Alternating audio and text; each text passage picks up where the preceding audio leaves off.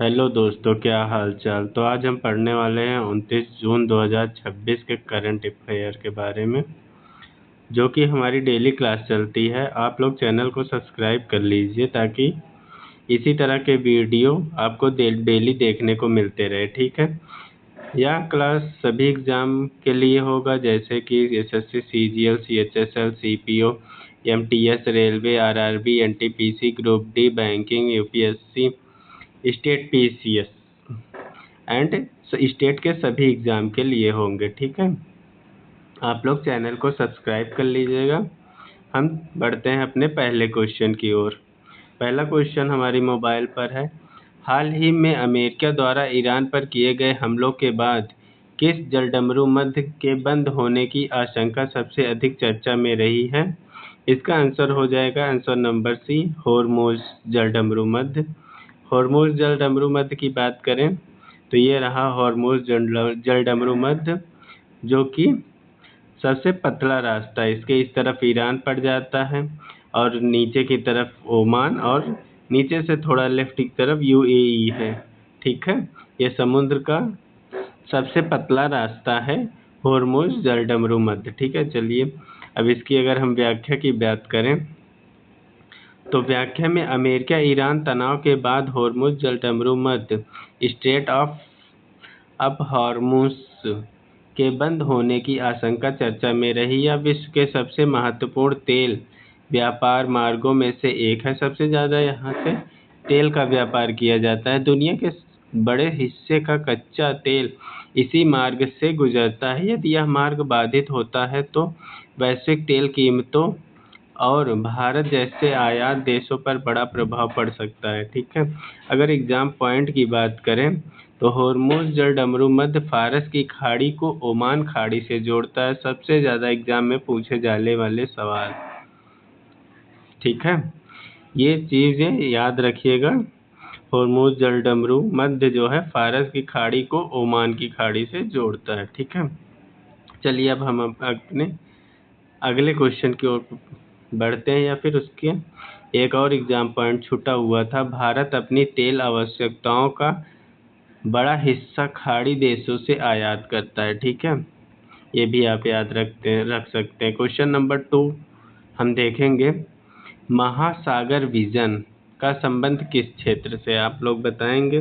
Question number 2 का answer जो है बी हो जाएगा, समुद्री सुरक्षा एवं हिंद महासागर सहयोग, ठीक है। अगर हम व्याख्या की बात करें, हाल ही में भारत सेशेल्स संबंधों के संदर्भ में महासागर विजन चर्चा में रहा। इसका उद्देश्य हिंद महासागर क्षेत्र में समुद्री सुरक्षा, क्षेत्रीय सहयोग, ब्लू इकोनॉमी और आपदा प्रबंधन को मजबूत करना है। अगर हम एग्जाम पॉइंट की बात करें तो एग्जाम पॉइंट में सेशेल्स हिंद महासागर में स्थित एक द्वीपीय देश है। भारत की Sagar security and growth for all in the region नीति से भी प्रश्न पूछे जा सकते हैं, ठीक है। ये चीज़ जरूर ध्यान में रखिएगा, ठीक है। चलिए क्वेश्चन नंबर 3 देखते हैं। क्वेश्चन नंबर 3 कहता है कि हाल ही में भारत में किस नवीकरणीय ऊर्जा क्षेत्र की प्रगति और चुनौतियां चर्चा में रही है?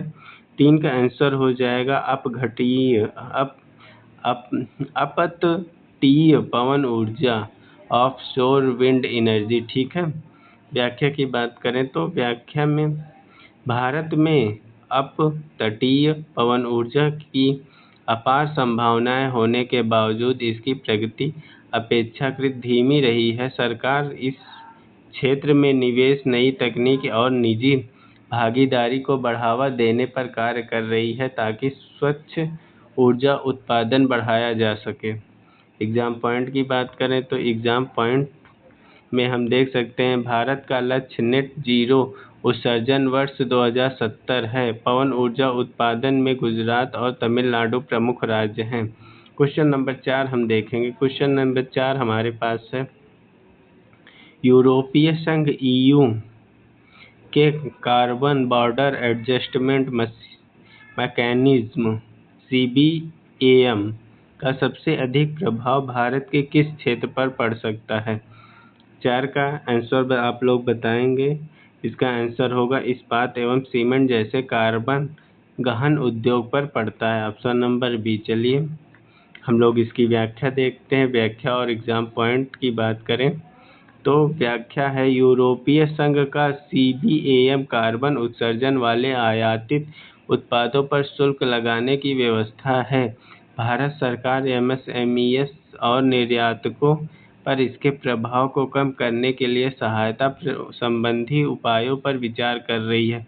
एग्जाम पॉइंट की अगर हम बात करें तो सीबीएम का पूरा नाम, फुल फॉर्म बहुत पूछता है हर एक एग्जाम में, एक फुल फॉर्म तो जरूर ही पूछा जाता है, आप फुल फॉर्म जरूर याद करके जाएंगे।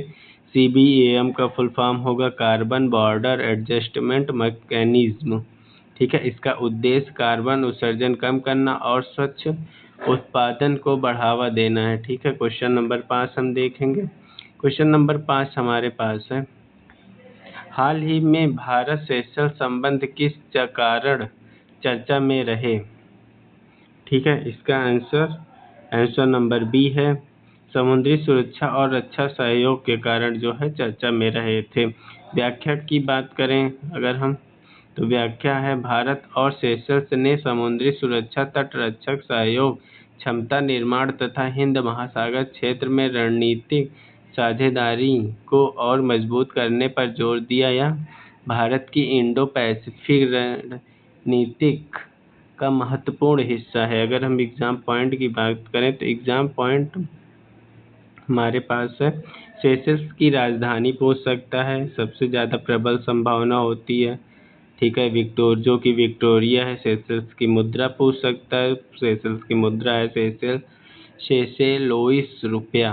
ठीक है, अब प्रश्न नंबर 6 की ओर बढ़ते हैं। क्वेश्चन नंबर 6 हमारे पास है, हाल ही में भारत सरकार ने प्रोजेक्ट हॉक आई किस उद्देश्य से शुरू किया है। ठीक है, क्वेश्चन नंबर 6 का आंसर हो जाएगा साइबर सुरक्षा एवं निगरानी व्यवस्था को मजबूत करना, आंसर नंबर बी हो जाएगा।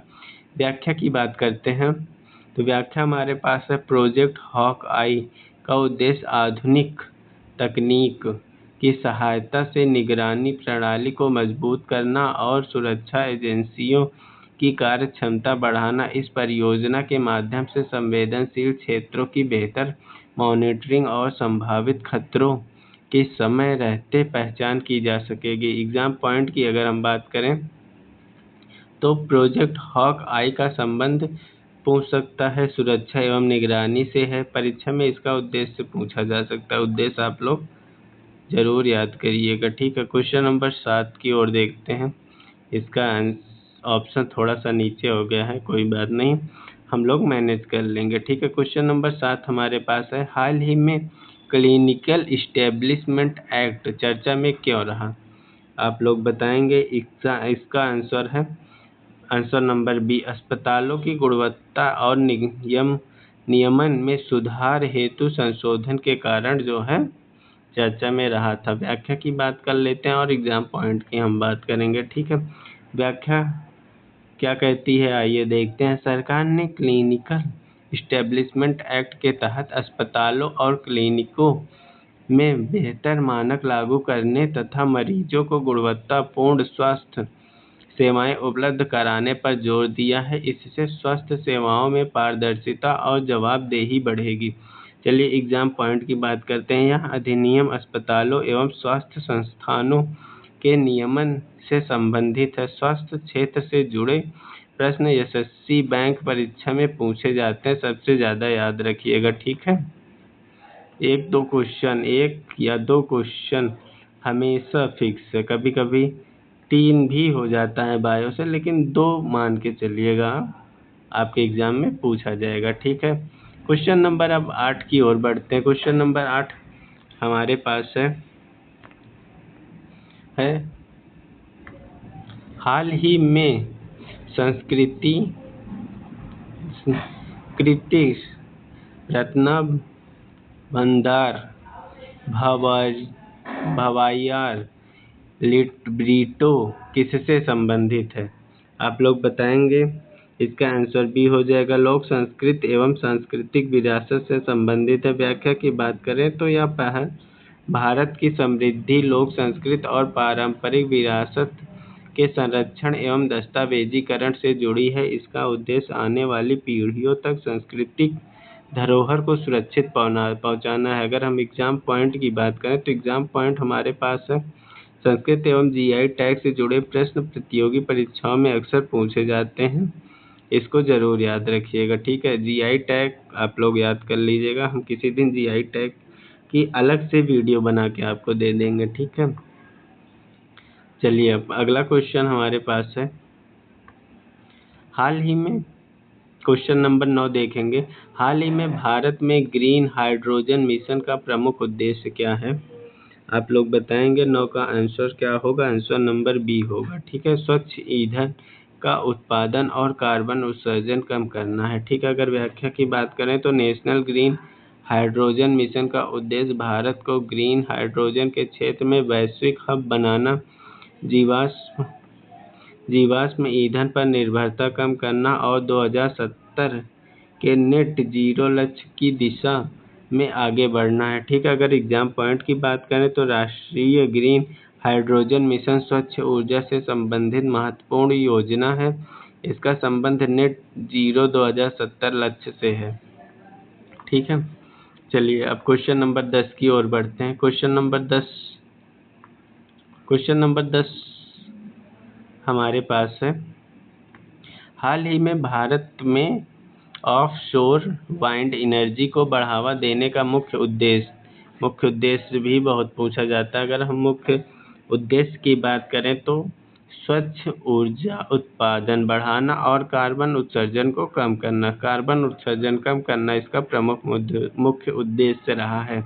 अगर हम व्याख्या की बात करें तो सरकार समुद्र में स्थापित पवन ऊर्जा परियोजनाओं, ऑफशोर विंड प्रोजेक्ट्स को बढ़ावा दे रही है। इससे स्वच्छ बिजली उत्पादन बढ़ेगा, जीवाश्म ईंधनों पर निर्भरता घटेगी और जलवायु परिवर्तन से निपटने में मदद मिलेगी। ठीक है, चलिए हम अब एग्जाम पॉइंट की बात कर लेते हैं। एग्जाम पॉइंट हमारे पास है, भारत में ऑफशोर विंड एनर्जी की सबसे अधिक संभावनाएं गुजरात और तमिलनाडु के तट पर मानी जाती है।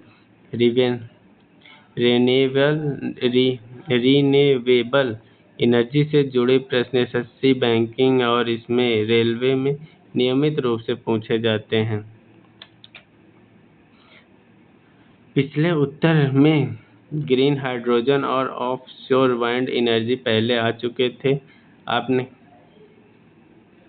ठीक है, चलिए क्वेश्चन नंबर आगे रिपीट देखते हैं। क्वेश्चन नंबर 11 हमारे पास है, हाल ही में चर्चा में रहा carbon border adjustment mechanism CBAM किस संगठन द्वारा लागू किया जाता है? ठीक है, अब इसके संगठन के बारे में बात करते हैं। इसका संगठन जो है उसे EU कहते हैं, यूरोपीय संघ। चलिए अब व्याख्या की बात करते हैं। व्याख्या के साथ साथ एग्जाम पॉइंट की भी हम बात करेंगे। व्याख्या हमारे पास है, carbon border adjustment mechanism CBAM यूरोपीय संघ की एक नई नीति है जिसके तहत अधिक कार्बन उत्सर्जन वाले आयातित उत्पादों पर शुल्क लगाया जाएगा। इसका उद्देश्य स्वच्छ उत्पादन को बढ़ावा देना और वैश्विक कार्बन उत्सर्जन को कम करना। इसका प्रभाव भारत के इस्पात, सीमेंट और एल्युमिनियम जैसे निर्यात क्षेत्रों पर पड़ सकता है।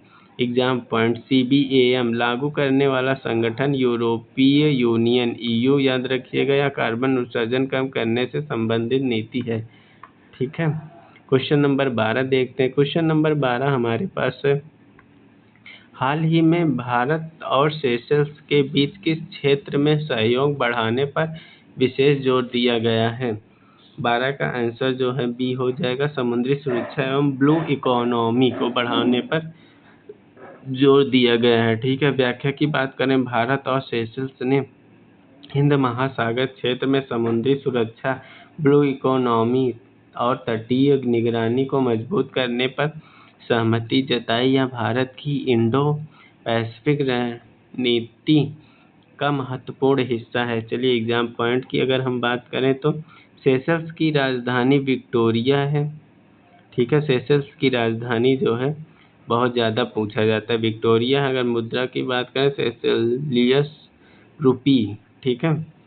चलिए क्वेश्चन नंबर 13 देखते हैं। क्वेश्चन नंबर 13 हमारे पास है,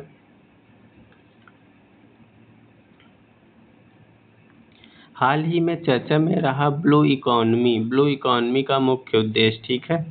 ब्लू इकोनॉमी का मुख्य उद्देश्य जो है समुद्री संसाधनों का सतत उपयोग एवं आर्थिक विकास करना रहा है, ठीक है। व्याख्या की बात करें, ब्लू इकोनॉमी का उद्देश्य समुद्री संसाधनों का इस प्रकार उपयोग करना है कि आर्थिक विकास भी हो और समुद्री पर्यावरण का संरक्षण भी बना रहे। इसमें मत्स्य पालन, समुद्री व्यापार, पर्यटन और अपतटीय ऊर्जा शामिल है।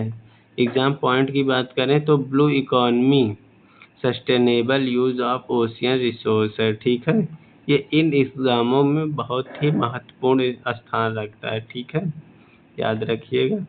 चलिए आगे हम बढ़ते हैं। क्वेश्चन नंबर 14 देखते हैं। हमारे पास है, हाल ही में भारत की ऊर्जा नीति में किस क्षेत्र को भविष्य की स्वच्छ ऊर्जा का प्रमुख स्रोत माना जाता है? क्वेश्चन नंबर 14 बताएंगे। इसका सही आंसर होगा जो है ग्रीन हाइड्रोजन, ठीक है। चलिए इसकी व्याख्या की बात करते हैं और एग्जाम पॉइंट की बात करते हैं। व्याख्या हमारे पास है, भारत सरकार ग्रीन हाइड्रोजन को भविष्य के स्वच्छ ईंधन के रूप में विकसित कर रही है। इसका उद्देश्य कार्बन उत्सर्जन कम करना, ऊर्जा आयात पर निर्भरता घटाना और भारत को स्वच्छ ऊर्जा क्षेत्र में अग्रणी बनाना है। एग्जाम पॉइंट की बात करें तो नेशनल ग्रीन हाइड्रोजन मिशन 2023 है। अगर लक्ष्य की बात करें तो भारत को ग्रीन हाइड्रोजन हब बनाना है। सबसे ज़्यादा इम्पोर्टेंट, भारत को ग्रीन हाइड्रोजन हब बनाना है। क्वेश्चन नंबर 15 की ओर हम बढ़ते हैं। क्वेश्चन नंबर 15 हमारे पास है, हाल ही में वैश्विक स्तर पर तेल आपूर्ति को लेकर चिंता का मुख्य कारण क्या रहा है? क्वेश्चन नंबर 15 का आंसर है अमेरिका ईरान तनाव और हार्मोन जल डमरू मध्य, ठीक है। व्याख्या की बात करें तो अमेरिका ईरान के बीच बढ़ते तनाव के कारण हार्मोन जल डमरू मध्य से तेल आपूर्ति प्रभावित होने की आशंका बनी। यह मार्ग वैश्विक तेल व्यापार का सबसे महत्वपूर्ण समुद्री मार्ग माना जाता है, इसलिए इसका असर अंतर्राष्ट्रीय कच्चे तेल की कीमतों पर पड़ सकता है। एग्जाम पॉइंट की अगर हम बात करें तो होर्मुज जल डमरू मध्य फारस की खाड़ी और ओमान की खाड़ी को जोड़ता है। भारत के तेल आयात के लिए अत्यंत महत्वपूर्ण मार्ग है, क्योंकि भारत में जो भी तेल आता है वो खाड़ी देशों से ही कच्चे तेल आयात किए जाते हैं, ठीक है। प्रश्न नंबर 16, हाल ही में किस देश ने नाटो शिखर सम्मेलन 2026 की मेजबानी की? इसका आंसर हो जाएगा नीदरलैंड ने की, ठीक है। व्याख्या की बात करें तो हाल ही में नाटो शिखर सम्मेलन नीदरलैंड के द हेग जिसे वो बोलते हैं में आयोजित किया गया। सम्मेलन में सदस्य देशों ने रक्षा बजट बढ़ाने, यूरोप की सुरक्षा और रूस यूक्रेन युद्ध से जुड़े मुद्दों पर चर्चा की। एग्जाम पॉइंट की अगर हम बात करें, नाटो स्थापना 1949। अगर इसका मुख्यालय की बात करें तो मुख्यालय जो है ब्रुसेल्स और बेल्जियम में है, दो जगह इसका मुख्यालय है, ठीक है। चलिए क्वेश्चन नंबर 17 देखते हैं। क्वेश्चन नंबर 17 हमारे पास है, हाल ही में किस अंतर्राष्ट्रीय संगठन ने वैश्विक आर्थिक विकास दर का नया अनुमान जारी किया है? क्वेश्चन नंबर 17 का आंसर हो जाएगा बी, IMF ने जारी किया है, ठीक है। अगर हम व्याख्या की बात करें तो अंतर्राष्ट्रीय मुद्रा कोष IMF समय समय पर विश्व अर्थव्यवस्था की विकास दर का अनुमान जारी करता है। इन रिपोर्टों का प्रभाव वैश्विक निवेश, वित्तीय बाजार और आर्थिक नीतियों पर पड़ता है। एग्जाम पॉइंट की बात करें तो IMF मुख्यालय वाशिंगटन DC, अमेरिका, स्थापना 1944 में हुआ था, ठीक है। चलिए हम अगले क्वेश्चन की ओर बढ़ते हैं। क्वेश्चन नंबर 18 है अगला, ठीक है। हाल ही में भारत सरकार ने किस क्षेत्र में आर्टिफिशियल इंटेलिजेंट मतलब जिसे AI बोलते हैं के उपयोग को बढ़ावा देने पर विशेष जोर दिया है? इसका आंसर हो जाएगा डी, सभी क्षेत्रों में AI को बढ़ावा मिला है। न्यायपालिका हो, चाहे स्वास्थ्य हो, चाहे कृषि हो, या फिर ईटीसी कर सकते हैं। और भी क्षेत्रों में जो है एआई को बढ़ावा मिला हुआ है। ठीक है। सरकार व्याख्या की बात करें, सरकार विभिन्न क्षेत्रों में जैसे स्वास्थ्य, कृषि, शिक्षा, प्रशासन में एआई आधारित तकनीकों को बढ़ावा दे रही है। इससे सेवाएं तेज, पारदर्शी और अधिक प्रभावी बनेगी। कृषि और स्वास्थ्य के साथ साथ एआई शिक्षा में भी बहुत ही आगे है। ठीक है। अगर एग्जाम पॉइंट की बात करें तो एआई आधारित योजनाएं प्रतियोगी परीक्षाओं में सबसे ज़्यादा पूछा जाता है। भारत एआई को डिजिटल इंडिया मिशन के साथ जोड़कर आगे बढ़ा रहा है। ठीक है। भारत क्या कर रहा है? भारत एआई को डिजिटल इंडिया मिशन के साथ जोड़कर आगे बढ़ा रहा है। ठीक है। चलिए हम क्वेश्चन नंबर 19 देखते हैं। क्वेश्चन नंबर 19 हमारे पास है, हाल ही में चर्चा में रहा ग्लोबल पीस इंडेक्स किस संस्था द्वारा जारी किया जाता है? ठीक है। 19 का आप लोग आंसर बताएंगे। इसका सही आंसर होगा institute of economic and peace, IEP जिसे बोलते हैं। ठीक है। अगर हम व्याख्या की बात करें तो ग्लोबल पीस इंडेक्स दुनिया के देशों में शांति और सुरक्षा की स्थिति का आकलन करता है। इसमें आंतरिक सुरक्षा, हिंसा और सैन्यीकरण जैसे मानकों को शामिल किया जाता है। ठीक है। चलिए क्वेश्चन नंबर 20 के पहले हम एग्जाम पॉइंट देख लेते हैं। ठीक है। रिपोर्ट जारी करने वाली संस्था बहुत ज़्यादा पूछी जाती है, आप लोग याद रखिएगा। Institute of economic and peace बोलते हैं, IEP शॉर्ट फॉर्म है इसका नाम। यह रिपोर्ट हर वर्ष प्रकाशित करता है, ये भी याद रखिएगा। कुछ रिपोर्ट होती हैं जो क्वार्टरली होती हैं, कुछ एनुअल होती हैं, लेकिन यह जो है कुछ मंथली होती हैं, लेकिन यह जो है हर वर्ष प्रकाशित की जाती है। ठीक है। चलिए क्वेश्चन नंबर 20 देखते हैं। क्वेश्चन नंबर 20 हमारे पास है, हाल ही में अंतर्राष्ट्रीय स्तर पर किस बीमारी के खिलाफ टीकाकरण अभियान को तेज करने पर जोर दिया गया है? ठीक है। 20 का आंसर जो होगा 20 खसरा जो है, इस पे टीकाकरण अभियान को तेज करने पर जोर दिया गया है। ठीक है। खसरा कुछ इस प्रकार से दिखता है, आप लोग देख सकते हैं। हम थोड़ा सा जूम आउट कर देते हैं, अच्छे से देख लीजिए। खसरा इस प्रकार से होता है। ठीक है। ऐसे दाने निकल आते हैं पूरे शरीर में। ठीक, ये रहा खसरा। ठीक। चलिए अब हम इसकी व्याख्या की बात करते हैं। व्याख्या देखेंगे। व्याख्या हमारे पास है,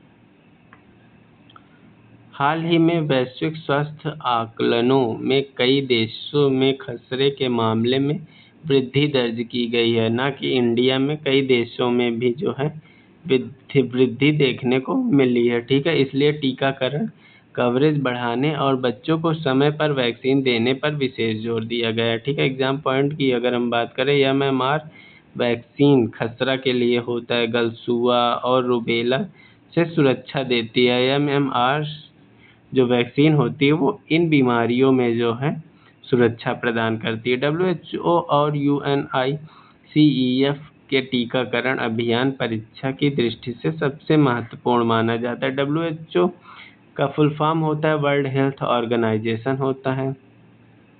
ठीक है। आप लोग याद रखिएगा, जो है WHO का फुल फॉर्म भी बहुत ज़्यादा पूछा जाता है। ठीक है। अगला क्वेश्चन अब हमारे पास है, आप लोग बताएंगे, हाल ही में one big beautiful bill act किस देश में चर्चा में रहा? जैसा कि आप लोग देख भी सकते हैं किस देश का झंडा लगा हुआ, और ये किस देश का प्रधानमंत्री या फिर मिनिस्टर है। ठीक है। अमेरिका में राष्ट्रपति बोला जाता है। ठीक है। आप लोग याद रखिएगा, इंडिया में जो है प्रधानमंत्री होता है, लेकिन अमेरिका में राष्ट्रपति सर्वोच्च होता है। ठीक है। अगर इसका आंसर जो है आपको पहले ही पता चल गया होगा, आंसर नंबर बी हो जाएगा। ठीक है। अगर हम इसकी व्याख्या की बात करें, फोटो देख लीजिए आप। व्याख्या की बात करते हैं। व्याख्या हमारे पास है, हाल ही में अमेरिका में one big beautiful bill act चर्चा में रहा। इस विधेयक में कर, सरकारी खर्च और आर्थिक नीतियों से जुड़े कई महत्वपूर्ण प्रावधान शामिल हैं। इससे अमेरिका की अर्थव्यवस्था और बजट पर प्रभाव डालने वाला महत्वपूर्ण विधेयक माना जा रहा है। ठीक है, चलिए एग्जाम पॉइंट की बात करें थोड़ा सा, तो यह विधेयक अमेरिका से संबंधित है। अंतर की जो आर्थिक नीति होती है या एसएससी, बैंक, यूपीएससी में भर भर के पूछे जाते हैं, तो आप समझ लीजिए बहुत ही इम्पोर्टेंट क्वेश्चन मैं आपको करा रहा हूँ। ठीक है, क्वेश्चन नंबर 22 देखेंगे। क्वेश्चन नंबर 22 हमारे पास है, हाल ही में चर्चा में रहा थाड, THAAD, थाड क्या है आप लोग बताएंगे? इसका आंसर हो जाएगा मिसाइल रक्षा प्रणाली। मिसाइल रक्षा प्रणाली की अगर हम बात करें तो आप फोटो को देख के कुछ समझ सकते हैं। ठीक है, मिसाइल रक्षा प्रणाली होती है जैसे आपके देश के ऊपर कोई मिसाइल अटैक कर रही है तो उससे डिफेंस करने के लिए जो है मिसाइल, उसे थाड बोलते हैं, THAAD। ठीक है, THAAD थाड बोला जाता है। ठीक है, चलिए आगे हम व्याख्या की बात करते हैं और एग्जाम पॉइंट देखेंगे। व्याख्या की बात करें तो थाड का फुल फॉर्म देख लीजिए, terminal high altitude area defence. America की उन्नत मिसाइल रक्षा प्रणाली है। इसका उपयोग बैलिस्टिक मिसाइलों को उनके अंतिम चरण में नष्ट करने के लिए किया जाता है। ठीक है, हाल के पश्चिम एशिया तनाव के कारण यह प्रणाली चर्चा में रही। एग्जाम पॉइंट की बात करें तो थाड का संबंध अमेरिका से है। यह बैलिस्टिक मिसाइल डिफेंस सिस्टम है। ठीक है, डिफेंस सिस्टम है, याद रखिएगा, अभी बता रहा था ना मैं आपको, डिफेंस सिस्टम है। ठीक है, क्वेश्चन नंबर 23 देखेंगे। क्वेश्चन नंबर 23 हमारे पास है, हाल ही में international day against drug abuse and illicit trafficking कब मनाया गया? आप लोग इसका आंसर बताएंगे। इसका answer number option number C हो जाएगा, जो कि 26 जून को मनाया गया। मैंने कल भी इस प्रश्न का चर्चा किया था अपने वीडियो में, आप कल का वीडियो भी देख सकते हैं। क्या देख ही लीजिएगा, जो कि आपके एग्जाम में बहुत ही ज़्यादा आने के चांस हैं। ठीक है, हर वर्ष दो व्याख्या की बात करें तो हर वर्ष 26 जून को नशीले पदार्थों के दुरुपयोग और अवैध तस्करी के खिलाफ जागरूकता फैलाने के उद्देश्य से यह दिवस मनाया जाता है। इसका आयोजन संयुक्त राष्ट्र के नेतृत्व में किया जाता है। एग्जाम पॉइंट की बात करें तो 26 जून को जो है international day against drug abuse and illicit trafficking आयोजक जो है यूनाइटेड नेशन यूएन ने किया था। ठीक है, क्वेश्चन नंबर 24 अब हमारे पास है। क्वेश्चन नंबर 24 देखेंगे, हाल ही में माइक्रोप्लास्टिक्स किस कारण चर्चा में रहे? क्वेश्चन नंबर 24 का आंसर हमारे पास है ऑप्शन नंबर बी, पर्यावरण और मानव स्वास्थ्य पर प्रभाव के कारण जो है चर्चा में रहे। चलिए इसका हम व्याख्या देखते हैं। ये जो है आप एक फोटो देख सकते हैं माइक्रोप्लास्टिक की, ये जो नीचे फोटो लगी हुई है ये किस चीज़ का है? माइक्रोप्लास्टिक। इसको याद रखिएगा। आइए हम आपको फोटो दिखाते हैं।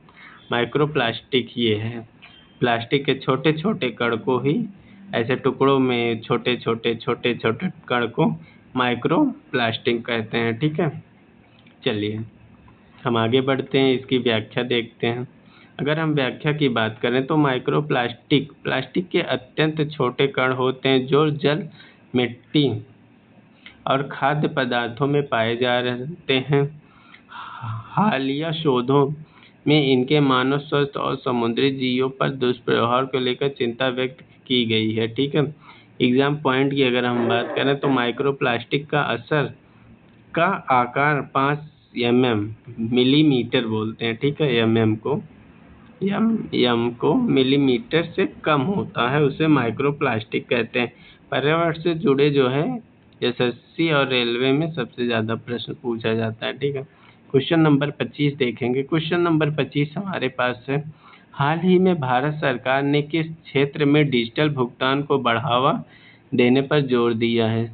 ठीक है, डिजिटल भुगतान को बढ़ावा देने के लिए सबसे ज़्यादा जोर ग्रामीण एवं छोटे व्यापार पर दिया गया है। ठीक है, इसकी व्याख्या की भी बात कर लेते हैं। सरकार यूपीआई और अन्य डिजिटल भुगतान माध्यमों के विस्तार पर विशेष ध्यान दे रही है। उद्देश्य ग्रामीण क्षेत्रों, छोटे दुकानदारों और सूक्ष्म उद्यमों तक डिजिटल भुगतान की सुविधा पहुंचाना तथा नकद लेन देन पर निर्भरता कम करना है।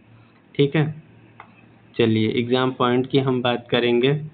यूपीआई विकसित किया था, किसने किया था? एनपीसीआई ने किया था, national payment corporation of India, जो कि एक इंडियन कंपनी है। ठीक है, डिजिटल भुगतान से सब जो जुड़े प्रश्न है वो बैंकिंग एसएससी में अक्सर पूछे जाते हैं। ठीक है, क्वेश्चन नंबर 26 अब हम देखेंगे। क्वेश्चन नंबर 26 हमारे पास है, हाल ही में चर्चा में रहा ग्लोबल जेंडर गैप रिपोर्ट 2026 बहुत ही ज़्यादा इम्पोर्टेंट है, किस संगठन द्वारा जारी किया गया है? आप लोगों को संगठन बताना है।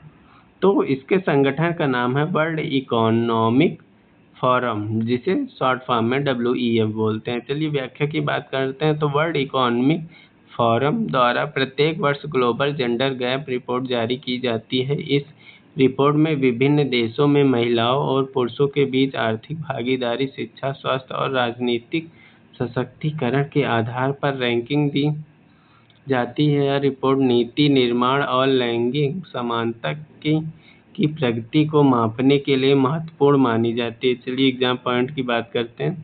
तो एग्जाम पॉइंट हमारे पास है, रिपोर्ट जारी करने वाला संगठन जो है वर्ल्ड इकोनॉमिक फोरम होता है। WEF मुख्यालय जिनेवा स्विट्जरलैंड में है। ठीक है, चलिए क्वेश्चन नंबर 27 देखते हैं। क्वेश्चन नंबर 27 हमारे पास है, हाल ही में किस भारतीय राज्य ने हरित ऊर्जा, ग्रीन एनर्जी जिसे बोलते हैं, परियोजना को बढ़ावा देने के लिए नई नीति लागू की है? ठीक है, 27 का आंसर हो जाएगा गुजरात ने जो है ग्रीन एनर्जी परियोजना को बढ़ावा देने के लिए नई नीति लागू की है। व्याख्या की बात करें तो गुजरात सरकार ने सौर ऊर्जा, पवन ऊर्जा परियोजनाओं को बढ़ावा देने के लिए नई नीतिगत पहल की है। राज्य पहले से ही नवीकरणीय ऊर्जा उत्पादन में अग्रणी है और स्वच्छ ऊर्जा क्षमता बढ़ाने पर विशेष ध्यान दे रहा है।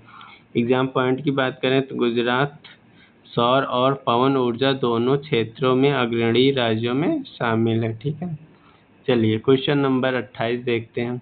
क्वेश्चन नंबर 28 हमारे मोबाइल स्क्रीन पर है, हाल ही में चर्चा में रहा ऑपरेशन सिंधु। ऑपरेशन सिंधु किससे संबंधित है? आप लोग बताएंगे। इसका आंसर जो है विदेशों में फंसे भारतीय नागरिकों की सुरक्षा या फिर सुरक्षित वापसी के लिए जो है ऑपरेशन सिंधु संबंधित है। ठीक है, चलिए व्याख्या की हम बात कर लेते हैं।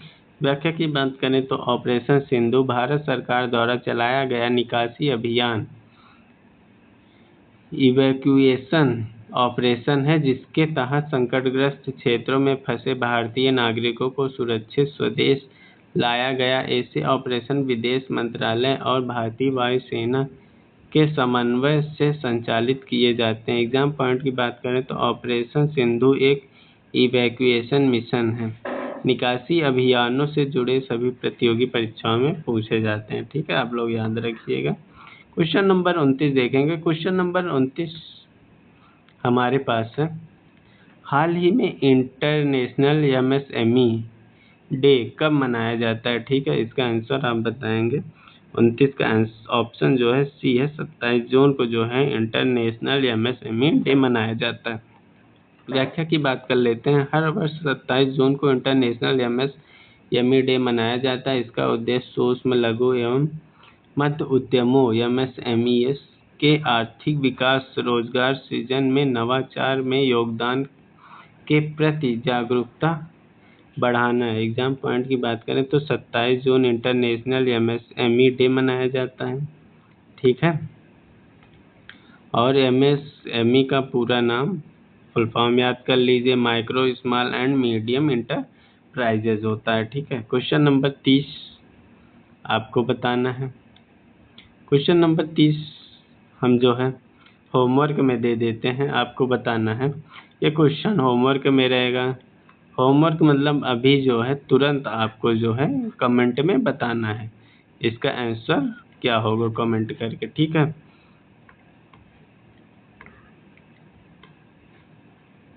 चलिए अब वीडियो को समाप्त करते हैं। अगर पीडीएफ अच्छी लगी हो तो वीडियो को लाइक करें, शेयर करें और ऐसे ही डेली करंट अफेयर के लिए हमारे चैनल को सब्सक्राइब करना ना भूलें। आप लोग सब्सक्राइब CRIBE सब्सक्राइब कर लीजिएगा, ठीक है। धन्यवाद।